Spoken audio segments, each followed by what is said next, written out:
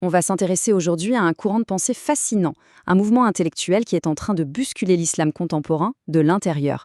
On parle de penseurs critiques, souvent peu connus du grand public, qui sont en train de redéfinir les liens entre la foi et la raison.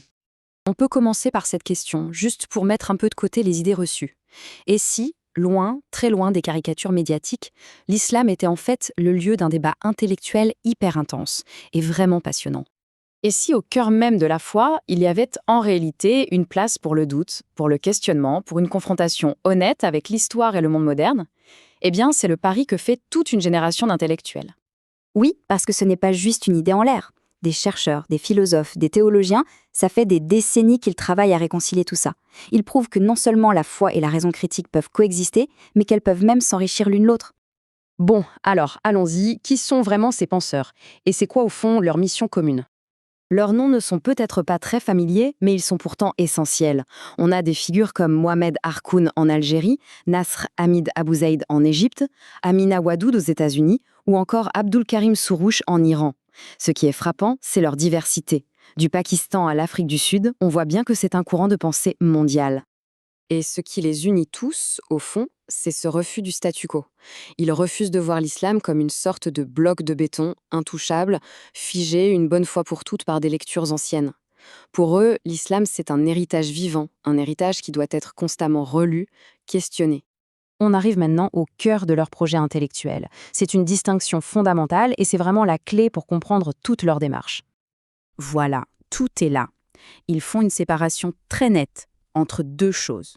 D'un côté, il y a le message spirituel qu'ils considèrent comme divin, universel. Et de l'autre, il y a tout ce que les humains en ont fait. Les interprétations, les systèmes juridiques, les constructions sociales, tout ça c'est historique, c'est contextuel. Ce n'est pas la foi elle-même, c'est le produit des hommes, de leur époque, de leurs conflits de pouvoir.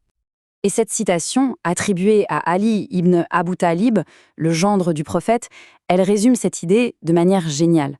Chaque lecture, chaque interprétation d'un texte sacré, c'est un acte humain.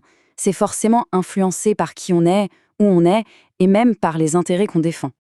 Donc attention, il faut bien comprendre une chose, leur but n'est pas du tout de démolir la foi. Ils se revendiquent tous comme croyants, comme musulmans. Ce qu'ils attaquent, c'est le monopole. Le monopole de certains groupes, que ce soit des autorités traditionnelles ou des fondamentalistes, qui essaient de faire croire que leur lecture est la seule et unique vérité. Alors, comment est-ce qu'ils dialoguent avec la modernité? C'est une question importante. Et on va voir que leur approche est très subtile, c'est tout sauf une imitation naïve. Pour eux, l'idée, ce n'est pas d'occidentaliser l'islam. Au contraire, beaucoup sont très critiques envers certains aspects de la modernité occidentale. Mais ils la voient comme une immense boîte à outils intellectuelle. Des outils qu'ils peuvent utiliser pour mieux comprendre leur propre tradition, avec un regard neuf. Et ces outils, c'est quoi concrètement? Eh bien, c'est par exemple la liberté critique, qui est juste fondamentale. Ce sont les sciences humaines et sociales, comme l'histoire, la sociologie, la linguistique. Et c'est aussi l'herméneutique, c'est-à-dire la science de l'interprétation. Ils mobilisent tout ça pour analyser les textes et l'histoire de l'islam. Maintenant, on aborde une idée fausse assez courante, celle d'une réforme de l'islam. On va clarifier ce que ces penseurs cherchent vraiment, parce que ce n'est pas du tout ce qu'on imagine. On entend souvent cette comparaison avec la réforme protestante, ce besoin d'un Luther de l'islam. Mais en fait, cette analogie est complètement trompeuse. Le contexte historique, la structure même de l'islam, tout est différent. Il n'y a pas d'église centralisée à contester. Leur projet est ailleurs. Pour vraiment comprendre leur but, il y a un mot arabe qui est absolument clé. L'ijtihad. L'ijtihad, c'est l'effort d'interprétation personnelle et critique des textes. Le problème, c'est que, pour une grande partie de la pensée traditionnelle, on considère que les portes de l'ijtihad sont fermées depuis le Moyen-Âge. Donc voilà leur véritable programme. Il ne s'agit pas de changer les fondements de la foi, mais de réformer la manière de lire, de comprendre, rouvrir les portes de l'ijtihad. Ça veut dire quoi? Ça veut dire libérer la pensée critique, accepter qu'il puisse y avoir plusieurs interprétations légitimes, et au final, faire confiance à l'intelligence et à la conscience de chaque croyant. Et on va terminer sur un point essentiel. Il faut bien être conscient que ce travail intellectuel n'est pas juste un débat de salon. S'engager sur cette voie, ça demande un courage immense. Parce que ce travail critique leur coûte très cher. Ils font face à la censure des États, à la condamnation virulente des institutions religieuses établies et à la haine des groupes extrémistes qui les accusent d'être des traîtres. Beaucoup ont été forcés de s'exiler, d'autres ont été menacés de mort et certains, malheureusement, ont été assassinés. Mais malgré tous ces risques, leurs travaux sont plus importants que jamais.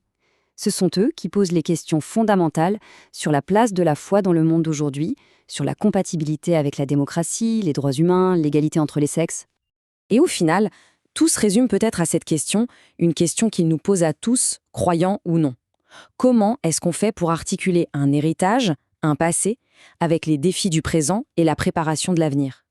C'est ce défi immense que ces nouveaux penseurs de l'islam nous invitent à regarder en face.